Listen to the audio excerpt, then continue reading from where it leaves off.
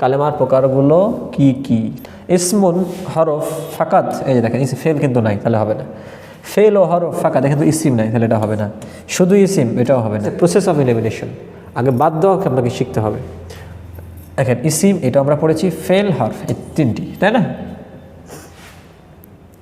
প্রশ্নটা আপনাকে এভাবেও করতে পারে যে নিচের কোনটি কালেমার অংশ, তাহলে একটা ফেল দিলেও সেটা বুঝে নিতে পারেন, ঠিক আছে?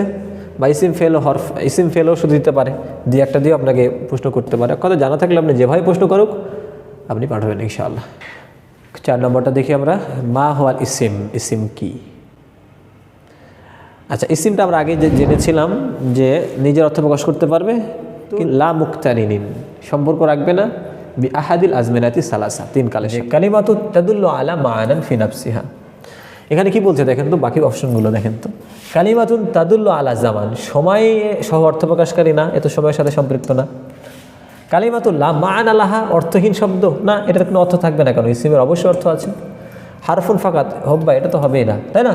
তাহলে আমাদের সঠিক উত্তর হচ্ছে 1 নম্বরটা।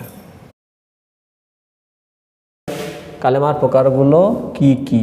ইসমুন হরফ ফাকাত, এই যে দেখেন ফেল কিন্তু নাই, তাহলে হবে না। ফেল ও হরফ ফাঁকা, দেখেন তো ইসিম নাই, তাহলে এটা হবে না। শুধু ইসিম, এটাও হবে না। প্রসেস অফ এলিমিনেশন, আগে বাদ দেওয়াকে আপনাকে শিখতে হবে। দেখেন ইসিম, এটা আমরা পড়েছি, ফেল হরফ, এই তিনটি, তাই না?